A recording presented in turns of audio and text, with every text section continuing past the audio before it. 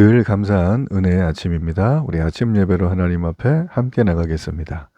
오늘도 레위기 25장 13절에서 22절까지의 말씀을 우리 함께 읽으시고 하나님 말씀을 나누겠습니다.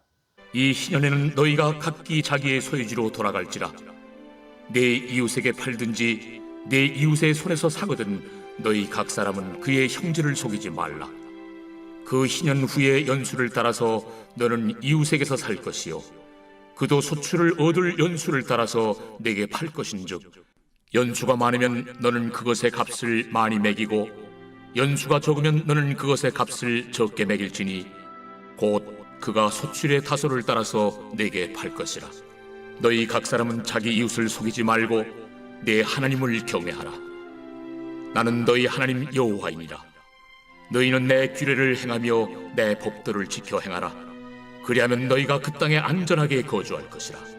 땅은 그것에 열매를 내리니 너희가 배불리 먹고 거기 안전하게 거주하리라. 만일 너희가 말하기를 우리가 만일 7째 해에 심지도 못하고 소출을 거두지도 못하면 우리가 무엇을 먹으리요 하겠으나 내가 명령하여 6째 해에 내 복을 너희에게 주어 그 소출이 3년 동안 쓰기에 족하게 하리라. 너희가 8째 해에는 파종하려니와 묵은 소출을 먹을 것이며 9째 해에 그 땅에 소출이 들어오기까지 너희는 묵은 것을 먹으리라. 우리가 읽은 이 13절에서 22절까지의 말씀, 그뿐 아니라 내일도 살피고 될 우리 55절, 그러니까 25장 전체의 이 말씀은 한마디로 말해서 하나님의 엄한 명령이 담겨 있습니다. 레위기의 모든 게 다 규례와 율법과 명령이긴 하지만 특별히 이 명령은 굉장히 강조하는 어법 자체가 문법으로 보면 강합니다. 왜 이렇게 주셨을까요? 그리고 그 내용이 무엇일까요? 그 내용은 부당한 이익을 취하지 말라는 것입니다. 여러분, 부당한 이득 우리가 살아가면서 종종 경험하게 되고 내가 취할 때도 간혹 있잖아요. 그런데 부당한 이득을 취하지 말라. 왜 이 부분에 대해서 이렇게 길게 설명을 해 놓으셨을까? 여러분, 오늘 또 왜 그런지 우리가 좀 본문 속에서 좀 살펴보기를 원합니다. 지금 이스라엘이 어디 있죠? 지금 모세로부터 이 말씀을 듣고 있는 이곳은 시내 광야입니다. 아직도 광야에 머물고 있죠. 애들은 한참 후에 들어가게 될 이 가나안 땅에 대해서 쭉 얘기를 듣고 있는 거예요. 근데 그 땅에 들어가게 되면 그냥 지금처럼 집단적으로 통제되는 어떤 상황 속에서 시키는 대로 한다. 그게 아니죠. 그 땅에 들어가면 하나님이 각 지파별로 또 이 가문별로 그들에게 맞는 땅들을 주실 것이고 그 땅을 소유물 삼아 그 땅에 풍성한 젖과 꿀이 흐르는 땅이기에 그 땅을 계속적으로 그렇게 이루어 가라고 하는 어떤 그런 내용의 의도가 담겨 있는 내용이에요. 그래서 오늘의 말씀은 현재는 광야에서 들리지만 어제도 말씀드린 것처럼 이제 하나님이 예비된 정말 아주 가나안 땅에 들어가면 거기서 어떻게 살아야 되는가에 대한 분명한 지침을 주고 있습니다. 우리가 이 가르침을 쭉 훑어보다 보면 한 가지 느껴지는 게 있을 거예요. 그게 뭔가 한번 생각을 해보시면 좋겠고요. 더 중요한 건 무엇이냐면 그 땅이 좋은 땅이다. 거기는 열매가 많다. 거기는 정말 살만한 정도가 아니라 꼭 살았으면 좋겠다. 어떤 그 땅의 위치라든지 어떤 좋은 토질이라든지 굉장히 풍성하고 열매가 많이 나오는 비옥함이라든지 그 부분을 얘기하는 것인지 아니면 그 너머를 얘기하는 것인지 우리가 그걸 한번 좀 살펴봐야 되겠습니다. 우리가 어제 희년의 법을 좀 살폈죠. 그러나 이제 오늘부터 쭉 이어지는 그 내용은 이 계속적으로 하나님이 말씀하신 이 최고의 사회보장 제도, 그것을 지금 얘기해주고 있어요. 참고로 이 희년과 이 안식년, 이 안식법은요, 이 당시에 최고 수준의 복지 제도입니다. 그리고 사회보장 제도였어요. 지금도요, 이걸 많이 모방을 해서 현대 국가들이 그렇게 해나가고 있죠. 그리고 당시에 그 자료들을 좀 찾아보면 안식년에 대한 부분들은 안식년에 이루어졌던 어째 보면 노예의 해방이라든지 또 소유물에 대한 재분배라든지 뭐 이런 것들은 성경에 심심치 않게 드러나 있는데 희년의 제도는 그렇게 많이 나오진 않았습니다. 그러나 이 희년의 제도는 우리가 꿈꾸는 이상적인 제도이기 때문에 사람들이 잘 지키지 않았을 것이다. 이렇게 보는 견해들도 있지만 당시 주변에 보면 이 희년 제도와 비슷한 제도를 가졌던 고대 근동 지방의 나라들이 좀 있기는 있어요. 그러나 이 레위기 말씀처럼 희년법을 정례화된 제도로 만들진 않았어요. 그냥 필요에 따라서 한 거지. 그래서 우리가 이 희년에 대한 부분을 볼 때, 여기 인간이면 뭐 거의 실현 불가능하지. 어떻게 그 모든 자기가 취득한 땅과 그리고 소유물을 전부 다 원래 주인한테 돌려주는가? 그러면 우리는 지금까지 했던 모든 우리의 노력이 헛수고로 돌아가는가? 자, 우리가 어제 그걸 살폈죠? 예, 살폈습니다. 안식년과 희년에 대해서 맛배기로 살폈어요. 자, 오늘은 세부적인 내용들이 좀 나와요. 그래서 우리가 좀 염두에 둘 거는 하나님은 우리 개인을 너무나 사랑하시죠. 그래서 우리를 하나님의 방식으로 구원해 가세요. 레위기에서. 그러나 레위기는 공동체 전체에 대한 얘기죠. 이 사회를 말하는 것이고 전 지구를 말하는 것이고 우주 전체의 흐름을 말하는 것이라고 볼 수 있습니다. 그러니까 훨씬 포괄적인 거예요. 그래서 우리의 구원은 어떤 개인적인 차원의 어떤 한 부분이 아니라 이걸 넘어서 우리의 구원 자체가 뭘까요? 개인의 구원과 하나님이 이 땅 가운데 허락하신 사회와 그리고 우리 지구와 전체 우주 전체의 구원을 말하는 것이다. 그래서 이 희년과 이 안식년에 대한 하나님의 정말 그 숨은 마음을 따뜻하게 느끼려면 좀 더 넓은 시야로 좀 보는 게 필요해요. 그래서 요즘에도 이걸 해야 되니까 하자. 그러면서 무조건 다 빼서 무조건 나눠줘. 이 공산당이죠. 공산당은 이미 망했잖아요. 그렇죠? 그는 가능성이 없는 게 아니라 죄로예요, 죄로. 예, 그렇죠? 그래서 여러분 그런 개념이 아니라는 걸 좀 염두에 두고 오늘 우리가 좀 이걸 보면 좋겠어요. 자, 우리가 이 땅을 살아가는데 어떤 방식으로 살아야 될 것인가? 자, 여기에 포인트를 두고 왜 그렇게 하셨는가를 좀 생각하는 시간이 되면 좋겠습니다. 사실 이 희년법은 금방도 말씀드린 것처럼 이스라엘에게 언제 꼭 하라고 정해 주셨죠. 예, 내용도 구체적으로 있어요. 그러나 이 희년의 법이 한 번도 제대로 지켜진 적은 없다고 합니다. 자, 희년의 법은 왜 안 지켜졌을까? 여러분, 우리 인간의 본성, 정확히 말하면 우리 인간의 죄된 욕망, 이 죄성이죠. 자, 이건과 완전히 희년의 개념은 상극이기 때문이에요. 희년이 되면 어떻게 돼요? 땅의 소유권이 내가 수고하고 애써서 번 그 땅의 소유권이 본래 주인에게로 돌아가요. 그렇죠? 그리고 13절부터 16절까지를 보면 이 땅을 이렇게 서로 매매를 할 때 어떤 방식이냐면 희년이 가까워지면 땅의 가격이 떨어지죠.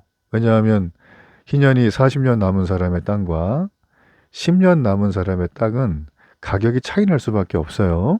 그렇죠? 예. 그리고 희년이 지나면 높아지죠. 그렇죠? 희년이 막 지났으니까 수십 년간 그 땅을 마음대로 할 수 있었잖아요. 그렇기 때문에 높아져요. 자, 그렇기 때문에 그냥 일정했어요. 땅값이 다. 그래서 그 땅값을 파는 사람이 마음대로 올릴 수가 없었어요. 요즘처럼 뭐 정부에서 투자한다. 여기 뭐 신도시가 들어온다. 그럼 막 훅 가가지고 사람들이 막 그렇죠. 갭 투자 막 하고 말이죠. 이자는 산더미처럼 많아지고 자, 이런 어떤 개념의 시대가 아니었다라는 거죠. 자, 만일에 여러분 이런 희년법이 제대로 지켜졌다면 사실 땅의 실제적인 매매는 불가능했죠. 그러니까 하나님의 법에 의해 정해진 기간만 임대하는 거였어요. 즉 땅의 소유권은 하나님이 원래 주셨던 그 가문과 그 가족에게 준 거고 그건 변하지가 않는 거예요. 시간이 아무리 흘려도 희년법으로 보면. 이해가 좀 되시죠? 예. 참 이거는 전 세계 어떤 토지법도 이런 건 없습니다. 그러니까 하나님이 지켜주는 거예요. 예, 그 사람이 뭐 인생의 실수를 하든 병들어 빨리 죽든 그건 관계없어요. 그냥 하나님이 계속 지켜주는 거예요. 왜냐하면 50년마다 한 번씩 돌아오기 때문에. 어떻게 해요? 월 주인에게로. 자, 그러니까 땅값을 부풀려서 팔 수도 없고 더 주겠다고 해서 받을 수도 없는 거예요. 그렇죠? 아무리 그 땅이 탐이 난다고 해도. 예. 그래서 이거는 사실 토지 소유권을 넘기는 게 아니라 토지 사용권만 어느 기간 동안 임대해 줄 수 있는 권리를 행사하는 거죠, 주인들은. 도주인은 하나님이시죠. 자, 여기까지 이해가 좀 되셔야 돼요. 이게 좀 어려울 수 있어요. 자, 결국 보세요. 그러면 이스라엘의 토지는 투자 자체가 불가능하죠. 왜냐하면 거래 가치가 전혀 없잖아요. 그렇죠? 예. 자, 젖과 꿀이 흐르는 땅이라고 가나안 땅은 말을 했어요. 근데 거래 가치는 그냥 꽝이에요. 한마디로 말하면 광야. 지금 이들이 시내 광야에서 이 말씀을 듣고 있다고 그랬잖아요. 시내 광야에서 나 여기 우리 땅, 나 여기서 평생 살래 하는 정신 나간 분들은 없죠. 예, 물도 없고 곡식을 어떻게 할 수도 없고 살아갈 방법이 없어요. 왜 하나님이 이런 세팅을 허락하셨을까요? 이게 중요해요. 자, 여러분 여기서 중요한 건 그들의 삶이 광야에서와 같은 마음으로 살아야 해요. 광야는 어떤 곳이죠? 하나님만 의지하며 살아갈 수밖에 없는 곳이에요. 하나님이 원하시는 이스라엘 백성의 삶은 바로 이겁니다. 너희들이 들어가는 땅은 위치가 좋고 토질이 좋고 비옥해서 그냥 대충대충 해도 엄청 소출이 많을 거야. 좋겠네. 그런데 하나님이 어떻게 해요? 투자 가치가 없는 땅으로 희년법으로 만드셨어요. 아예 묶어버리셨어요. 자, 그렇게 하신 이유가 뭘까요? 그게 중요해요. 여러분 잘 들으셔야 돼요. 우리 다 찔리는 내용이에요. 예수님이 재물을 땅에 쌓아두지 말라고 하신 이유가 있어요. 여러분 대충 생각나시죠? 그래 베드로 사도가 우리 성도들을 가리켜서 이 땅에 잠시 지나가는 투어리스트, 여행객 혹은 나그네라고 얘기했어요. 왜 이렇게 했을까요? 인생이 광야를 살아가는 나그네와 같기 때문이라는 거예요. 자, 이 땅을 성경은 광야라고 얘기를 합니다. 광야. 여러분 여기 정말 중요해요. 여기는 막 남쪽에 따뜻한 햇빛이 있고 그냥 내가 하지도 않았는데 막 길거리에 막 열매가 열려 있고 막 땅만 보면 먹을 게 넘치고 막 와 대단하다. 자, 그런 곳에 살면 참 좋겠죠. 여러분 그런데 그런 곳에 살면 거기는 모든 사람들이 100% 내면적이고 외면적으로 만족하고 자신의 모든 일들이 성취가 되고 그렇습니까? 그거 안 되죠. 그거 안 돼요. 거기도 정신병자 많고 우울증도 있고 거기도 사업 실패하고 약물 중독도 있고 사건도 생기고 막 이래요. 자, 우리가 살아가고 있는 세상을 우리는 유토피아로 보는데 성경은 광야라고 본다는 거예요. 이 엄청난 시각 차이가 있어요. 그 사람들이 너무 척박한 광야에 살다가 가나안 땅처럼 하나님이 완전 예비한 세팅된 곳에 가가지고 사니까 여기가 좋다, 여기가 천국이다 막 눌러 앉고 싶은 마음이 드는 거죠.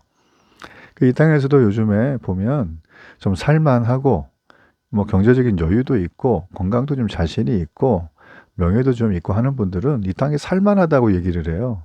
그러면서 하나님이 오셔서 심판하시면 좋긴 한데 좀 늦게 오시면 좋겠다는 거예요. 네. 하나님이 오셔서 좀 늦게 좀 오시면 좋겠다. 자, 이걸 전문 용어로 후천연설이라 그래요. 나중에 뭐 계시록 할 때 한번 얘기하겠지만 많은 분들이 자신의 입장에 따라서 그 땅을 살아가는 그 지금 현재 있는 그 상황에 따라서 여기가 광야다, 아니다, 살만한 천국이다에 대한 해석을 개인적으로 하죠.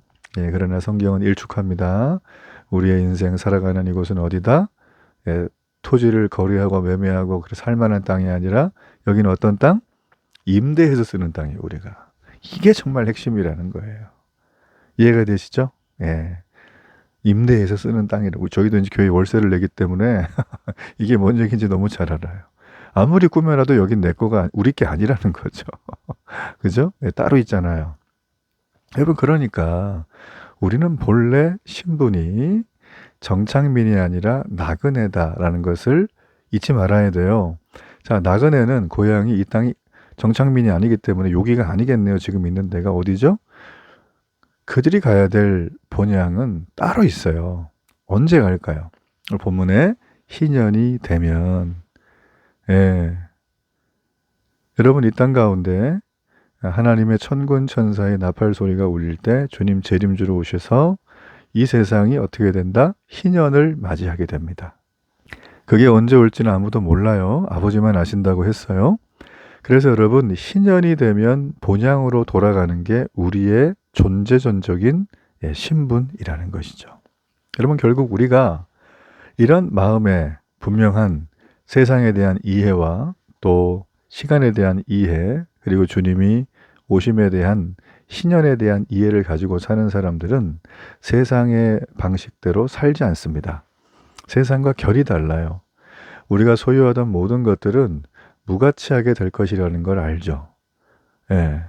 그리고 우리의 인생이 영원히 하나님 나라 천국으로 들어가게 될 것이다 라는 것입니다. 천국이 이 땅에 임한다라는 거죠. 여러분, 그러므로 우리가 이 땅을 살아가면서 우리의 그 토지, 우리의 어떤 소출, 우리가 뭐 요걸 이 현대적인 버전으로 얘기하자면 많은 소유물을 얘기할 수 있겠죠. 우리 여기 아등바등 하잖아요. 그냥, 그죠? 아등바등해요. 이게 무가치한 건 아니지만 희년이라는 걸 우리가 좀 기억하고 살아야 됩니다. 이 땅은 투자 가치가 있는 땅이다, 없는 땅이다? 없는 땅이라는 거예요. 왜요? 우리는 임대해서 쓰는 나그네거든요. 이게 정말 중요해요. 우리가 정착할 곳은 하나님이 계신 천국이에요. 그러니까 주소를 우리가 분명히 해야 돼요.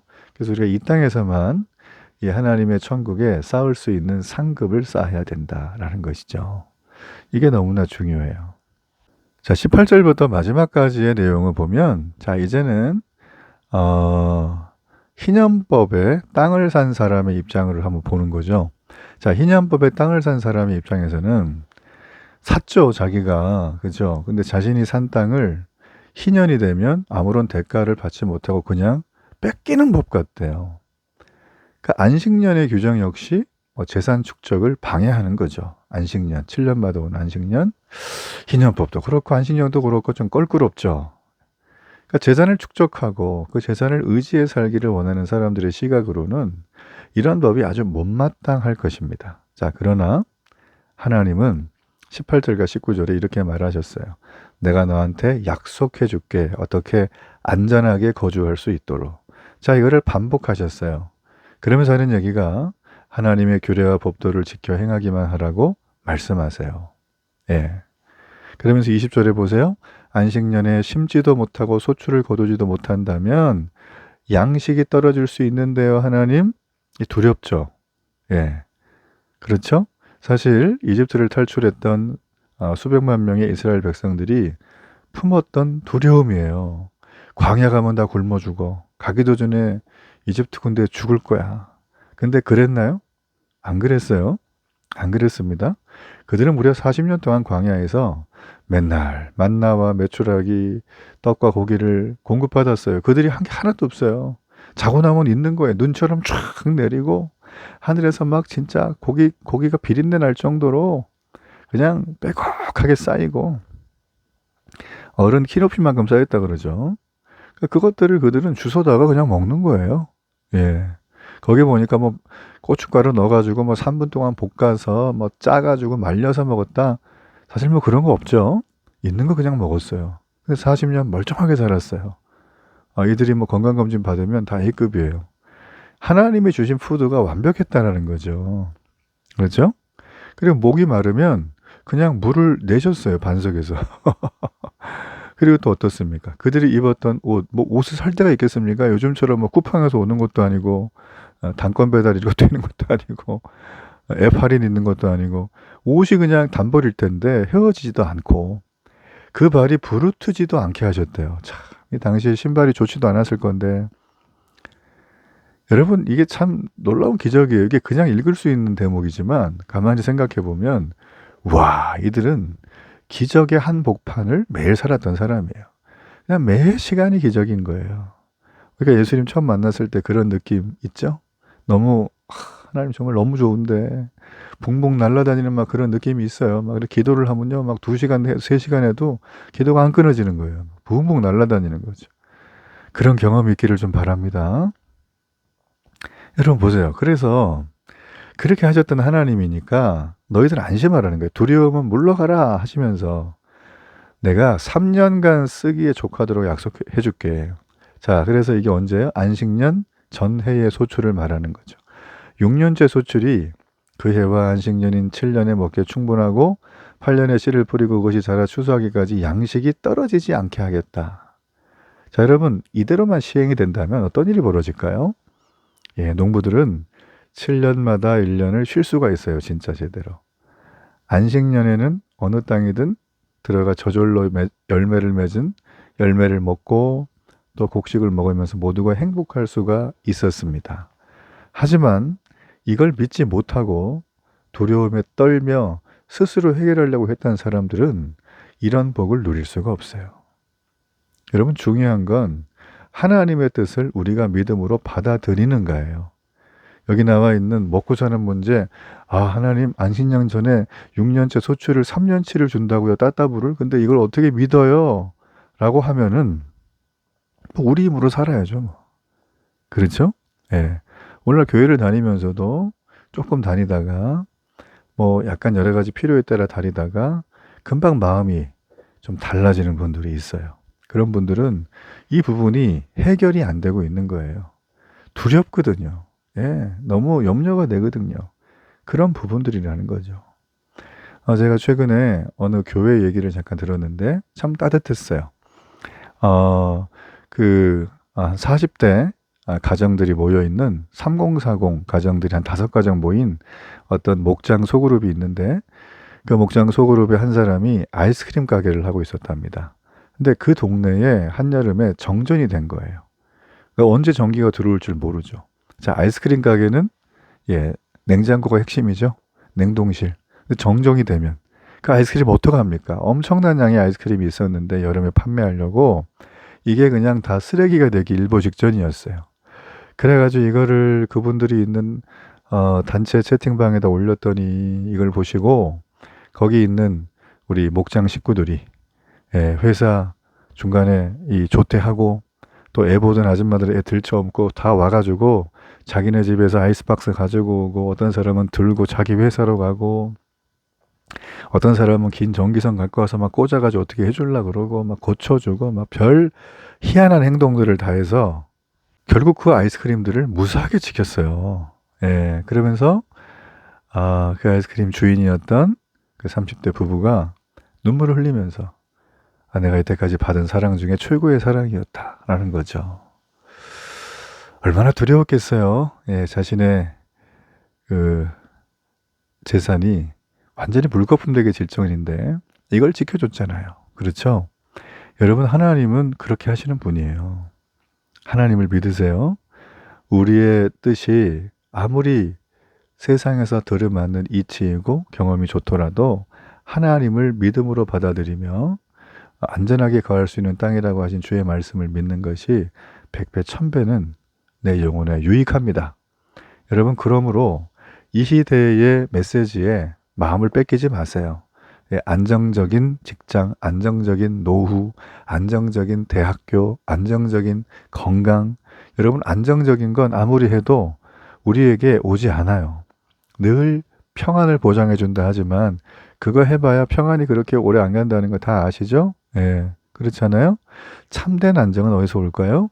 하나님을 경외하고 법도를 지키며 살아가는 것에서 옵니다.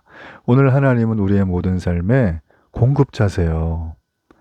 이 희년에 대한 분명한 얘기는 이 땅이 무가치하고 대충 살란 소리가 절대 아닙니다. 이 땅에서 믿음으로 결혼하고 자녀 놓고 교회를 섬기고 세상을 섬기고 하며 열심히 살라는 거예요. 그러나 이 모든 것들은 천군 천사의 나팔 소리가 울릴 때 이 세상은 희년을 맞이할 것이다. 그러니 우리는 정착민이 아니라 나그네로 살라라고 하는 분명한 하나님의 메시지, 우리를 지키시겠다고 하는 하나님의 거룩한 보호막이라는 거죠. 오늘도 그 마음 변치 않고 어떤 상황이든지 하나님 신뢰하는 축복의 하루가 되기를 주의 이름으로 축복합니다. 결단의 기도를 드리겠습니다. 살아계신 하나님, 오늘도 우리가 희년의 제도를 통해서 하나님 그것을 준행하는 사람에게 정직과 진실함을 요구한다는 것을 깨달았습니다. 타인을 내 이익을 위한 도구로 여기지 말고 속임으로 부당한 이익을 취하는 것을 그만하고 하나님이 말씀하신 대로 사랑과 정의가 흘러넘치는 이 놀라운 하루가 되게 하소서. 예수님 이름으로 기도합니다. 아멘.